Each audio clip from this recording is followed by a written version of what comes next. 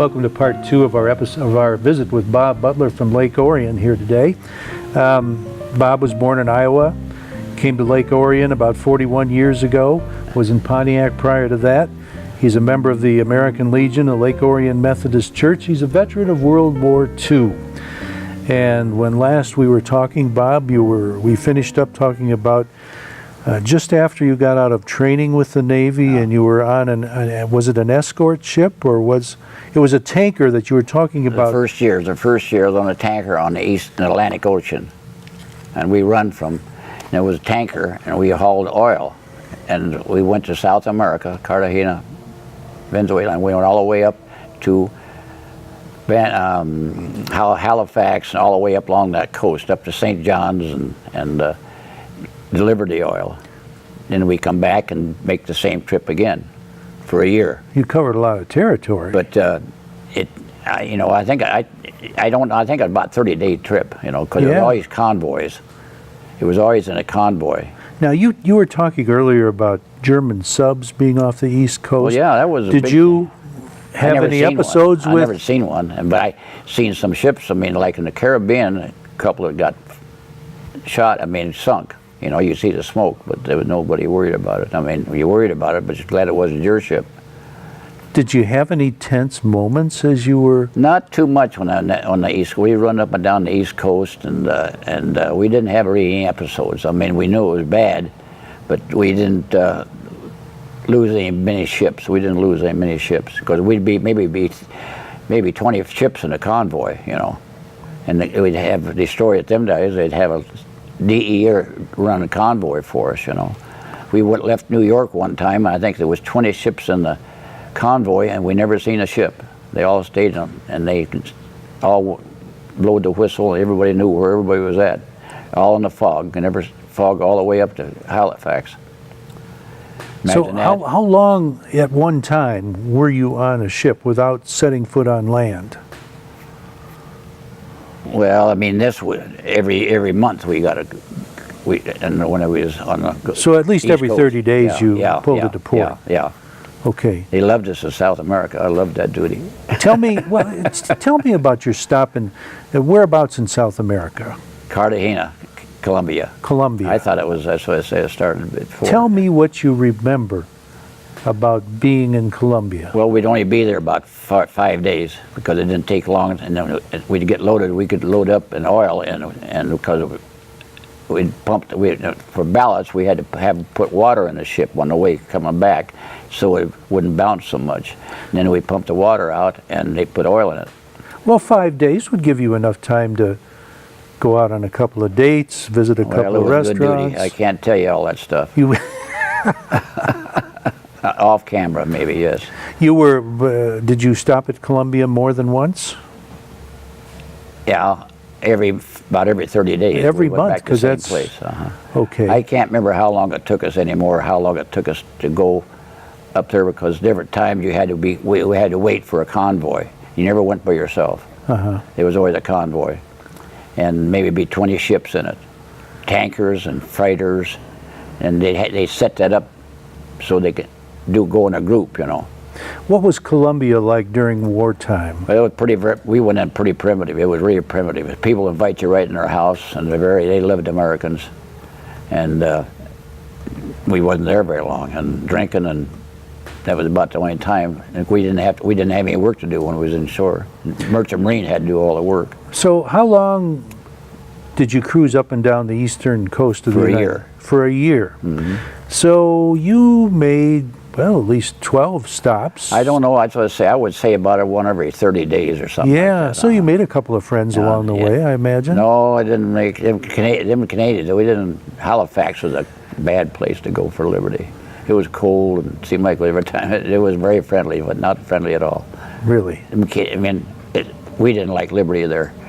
In fact, sometimes we didn't even go ashore there because this was a cold. And it seemed like most time we was up there it was cold, and went up to St. John's, and we didn't like the Canadians too well.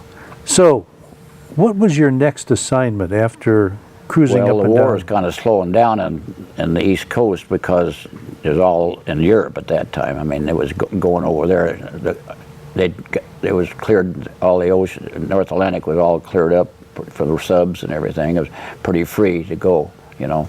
So they started shipping guys out to the West Coast to need people. And I had a new ship. They had a new ship in the West Coast, and I went on my own. And I would come home for 15 days.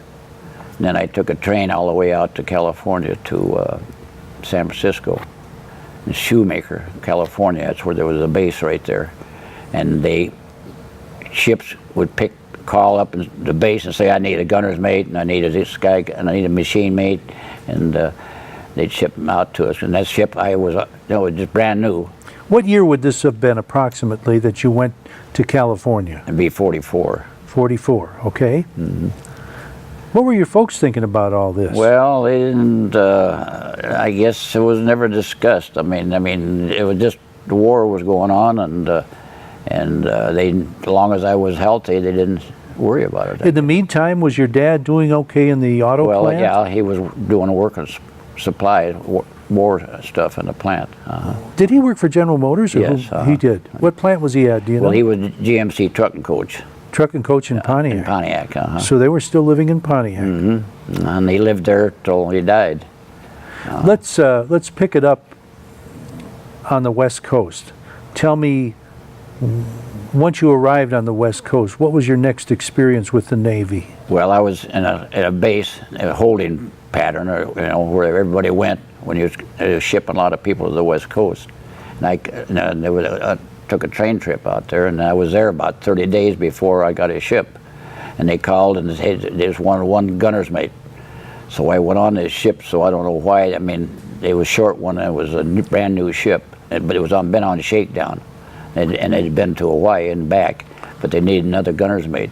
And there was we were guys that took care of the guns, and ammunition and stuff, and I think it was about 15 of us, I guess. Well, this had to be an interesting experience for you, having been on a ship that was kind of jury-rigged. Yeah, I re-advanced that way. Now you were on a brand new Navy. Then I was in regular Navy. Yeah. It was really new to me too, and I kind of liked it. I mean, a brand new ship and everything, and everything was going good. And we went to and got to go to Hawaii, and we went on the shore there and everything. Okay, now that's where I got my tattoo. That was the war with Japan was still going on then. Oh yeah, very much. So what was going through your mind about getting involved with all that? Because hey, we were involved with another country that had a navy, that had airplanes that could bomb, and a lot of soldiers. Was that kind of scary? Well, I guess we didn't really live in fear. I mean, we had work things to keep busy with, most of the time. Not real busy, but and we was doing extra. We was moving all the time, because we take a ship one island or a bunch of ships to escort them. It was maybe be 2 or 3 DEs around them, escort. And of course, ships was really going. There was ammunition ships, and there was troop ships, aircraft carriers, cruisers. Everything was moving, Okay. And there was a lot of action going on. I mean, a lot of people moving, going, but not maybe any fighting right there, but you didn't have a lot of time to think about it. No. Okay, we need to take another break right now, but I want to pick up on your experiences in Hawaii with Bob Butler. We'll be right back.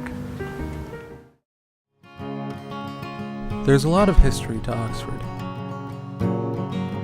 Hidden around every corner, deep in every crack, and sometimes right in front of you, waiting to be discovered. If you just dig a little, you'll find the great history of our beautiful town.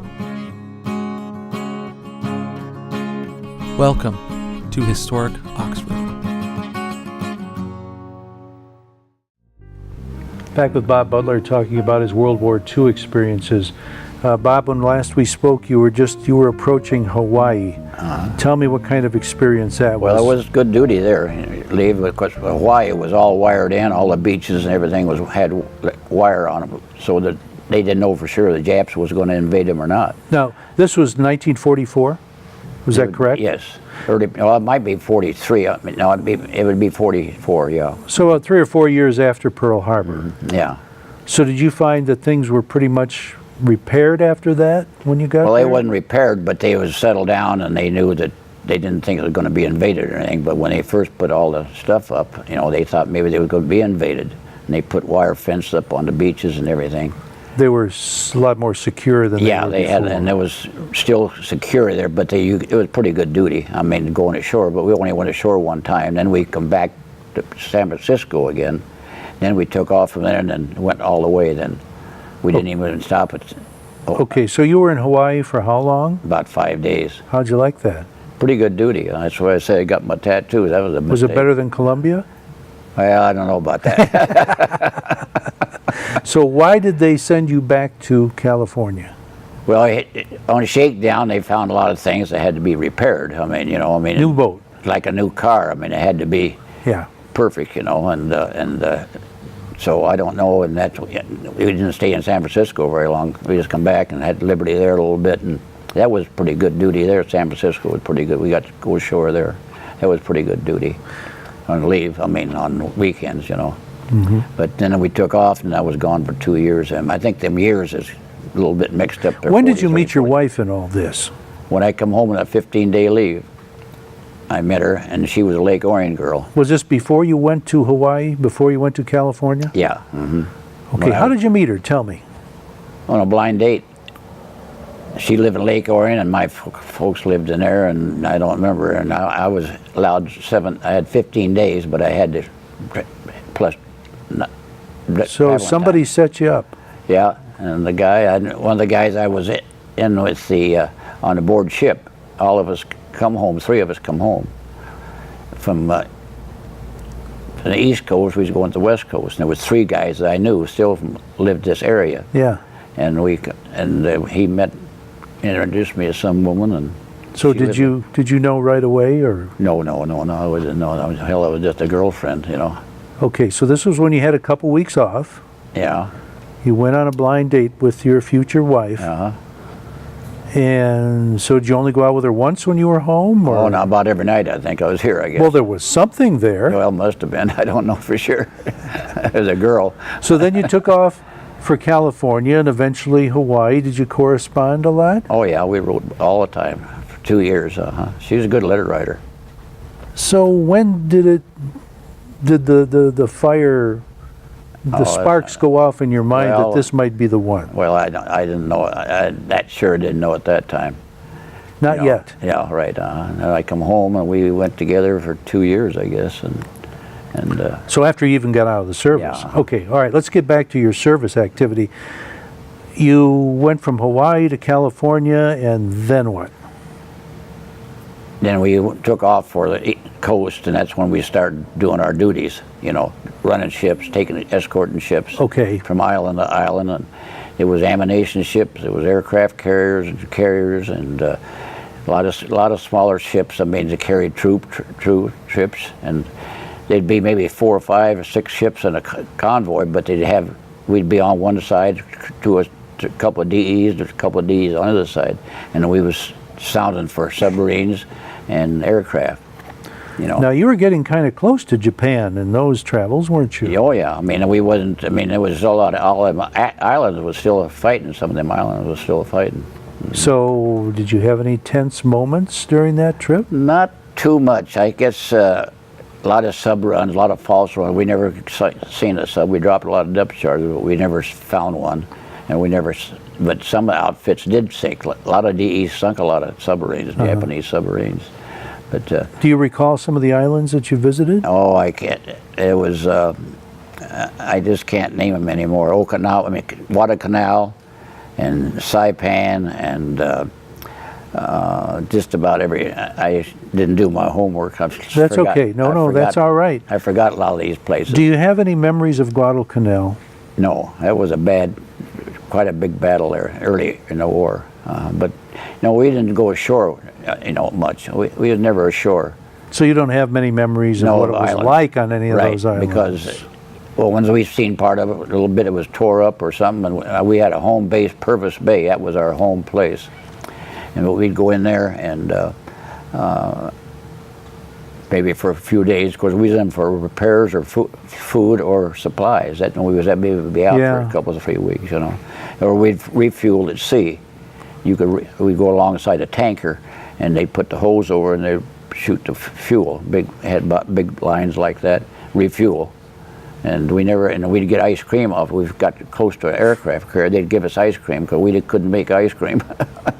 We couldn't have movies either. So when was the next time that you got off of the boat for any length of time? Well, it'd be maybe a couple, 3 months before you be on the shore again. And then you would be where? Well, usually our home base, that was Purvis Bay, and we'd get... Purvis Bay in... It was, now where it's at, I don't know. It's part of the Philippines, I think. Okay, it's out there. And so I'm not really good at my geography, and I didn't even know then until I got my ship's log from the war, and they showed me all the islands I was at. What do you remember about the scenery, the people, the setting? There's no scenery out there. It's all water. And you see an island and an island. I mean in the bay when you were in port. Yeah. A lot of palm trees and... And, you know, we were never allowed to pick up any bodies because Japanese would take bodies and push them off in the water and put a depth charge and put a hand grenade on them, you know, and wire them. And we never picked up a body in the water, even we knew it was an American guy. So they made bombs out of them. Well, they tie it to a body, and you went to pick it up. Yeah. It could blow up and kill a few people, you know. And we never stopped. We never stopped. We was never allowed to stop and sit in the water at any time. We picked up anything, or we picked up some pilots, and but we'd put the ship over the side, and the big ship always kept moving, big circle or something, and put our regular small boat over the side and pick up pilots, because they'd be coming back, and we would run over as an aircraft carrier. Sometimes they'd dump their plane before they couldn't land or something. It would be bad. Okay, so granted they kept you pretty busy most of the time, but Busy certainly there were times when... We didn't do nothing, but we was running all the time. Yeah. What'd you do for fun? Did you have... I mean, certainly had a break Played a lot every of now and cards, then. and you know, and just it's hard to explain how you could be on that thing for 2 years and never. And the food was fair, not too bad, but we got a lot of mutton. We called it mutton or nuttin from Australia. Mutton or nothing. They couldn't eat it hardly. It was Sunday. That was a Sunday meal, but we ate pretty good. We know. Yeah. But it was just really plain. And every time we went in, and we'd get new supplies, you know. But okay. we never suffered from food, or always had a clean place to live, and you know that was the best part. Okay, we got to take another break. We'll be right back with Bob Butler.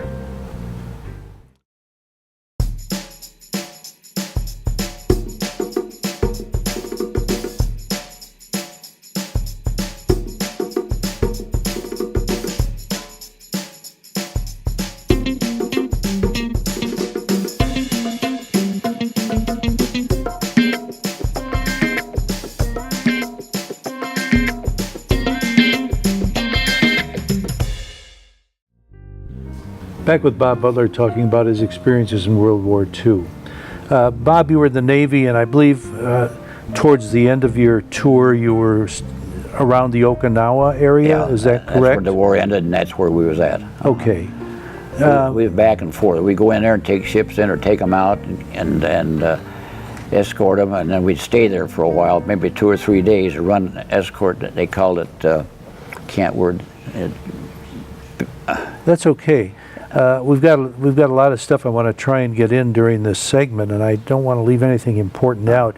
But you saw some rather disturbing things while you were there, didn't you? Yeah, or picking it up. was you used a GQ a lot. You didn't sleep on deck. I mean, we slept on deck a lot because they'd send them planes, and maybe one plane to come in at night. You know, they'd fly around in there. Of course, you can see good at night. You know.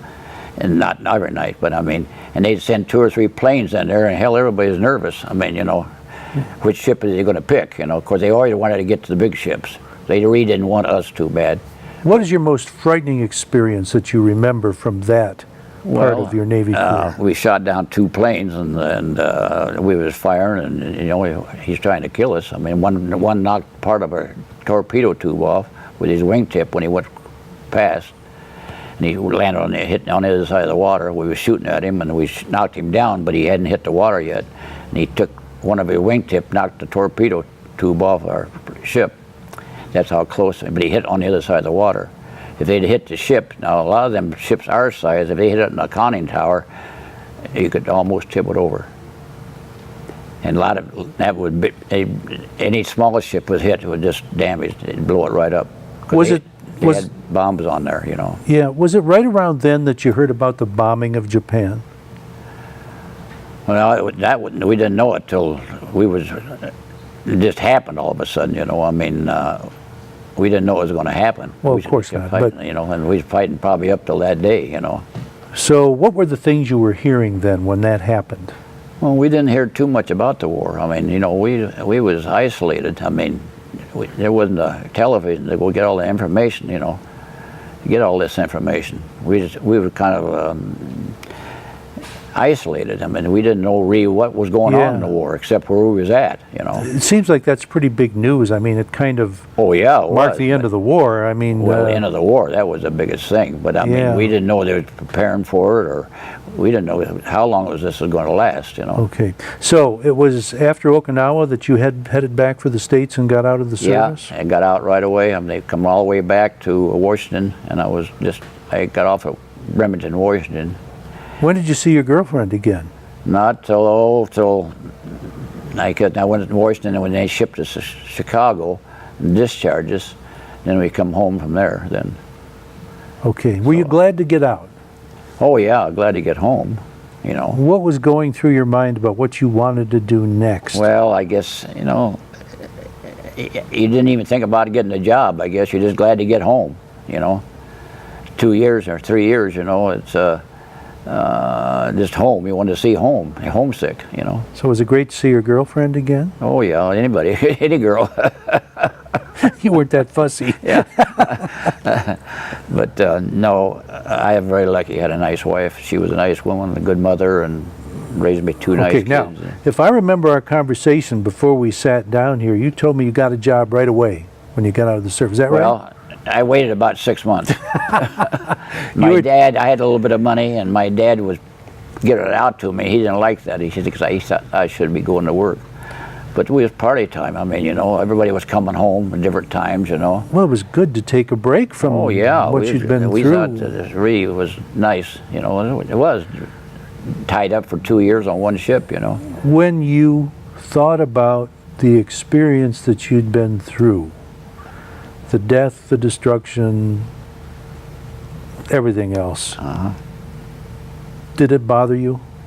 Not really. I can't say it. I can't say it. I mean, I forgot it, and I've seen a lot of bodies in the water floating around, and both sides, Japanese and Americans, and seen a lot of bad things, and seen a lot of ships that have been blowed up, and they're sitting there in the water, half of them, you know, blowed up.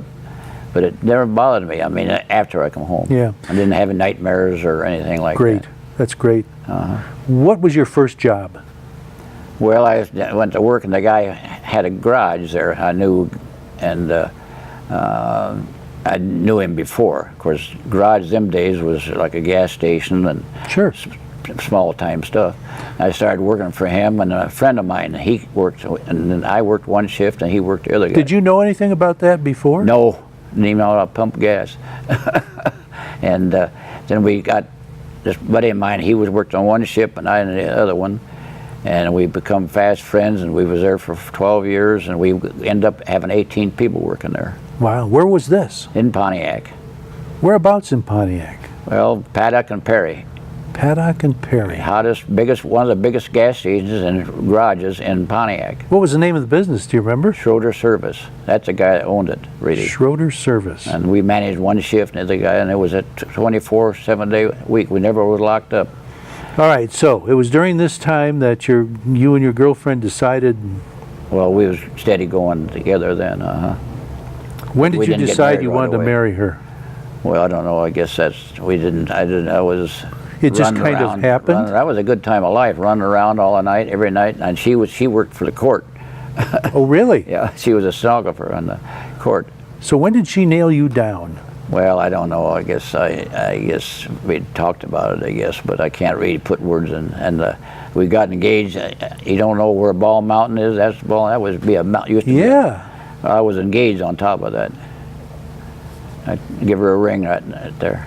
And how were your folks during this time? Everybody doing well? Oh yeah, and they were probably glad to have you back. Oh yeah, and it was a family again. And my sister wasn't married at that time yet, and we had a nice family life. Okay, now, how many children did you have? I had two. 2 kids. And would they have been born during your time as a mechanic? Yes. Okay. Both of them was. Okay, very good.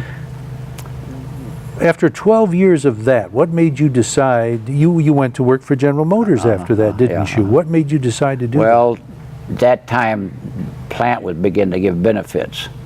You know, Blue Cross and hospitalization. That wasn't too popular. Now then we finally did start getting hospitalization for our employees, but I could see the handwriting because I was losing some good men, because they was all certified mechanics and they could get jobs easy. This was mid-50s, somewhere in there. Yeah. And so I could see the handwriting on the wall. And there's another where I got a break. I worked on a guy's car that was a kind of a shooter up there. And I worked on his wife's car. He'd bring it to have it serviced, and I got to know him. And he said, "How about coming up and working for me?" And I said, no. I had a good setup there, a lot of hours, but I bought a house and raised my family. I hated to leave it. Where was your house at in Pontiac? Pardon? Where was your house at in Pontiac? On north side of Pontiac and on Madison Street. So you're working your way slowly but surely to Lake Orion, right? Yeah, well, my wife was from Lake Orion. So. All right. So we were running out of time here, but you ended up retiring from General Motors, and you worked your way up the ladder to, you were actually a technician for General Motors. Yeah. And where was the last assignment that you had with GM? Well, I was at home at that time. I worked in a lab, and the last assignment I had about 10 kids, and I had working for you. You didn't have 10 children. They wasn't really working for me, but they was all students from GMI. You remember GMI? Yes, I do. Well, we'd get them every 3 months. We'd get a new batch, and I got about 8 or 10 every time. That was my old man job. And I babysat them, and I'd take them all over different plants. And go ahead. And then the people could come to me and say, "I've got a job for this kid. His department, my department can use another person, you know, do their leg work or something," and I'd give them a student then. You've had a lot of good things in your life. One of the sad things was you lost a son when he was in his 30s, I believe. Yeah, 38. To a disease. You have another son, though. Is that correct? A daughter? No. Oh, I had a son and a daughter. That's all. A daughter, and she lives in the area. Yeah. You see a lot. You've got a couple of grandkids. Mm-hmm. Did you say you had any great grandchildren? Yes, 5. 5 great grandchildren. And you still help out around town at. Do you still do anything for the Red Cross or the Big Fish? Oh, I'm still working for them every Tuesday. My goodness. I told you I'd pick up a van. I'd go down to Detroit and pick up blood at the hospitals. Well, hospitals. We want to thank you for your service, and not only your military service, but your service to our community. And thanks for being on our program. Okay. Thank you. Bob Butler. See you next time.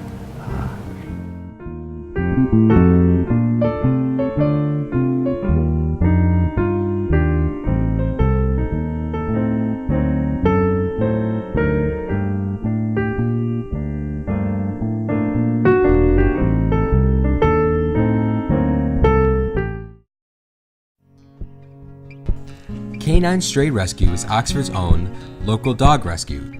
Each year they take in hundreds of dogs and bring them into suitable homes.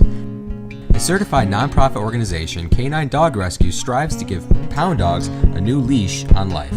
To donate, adopt, or even volunteer, call them at 248-628-0435 or go to their website, dogsaver.org, and click on the Canine Stray Rescue League link.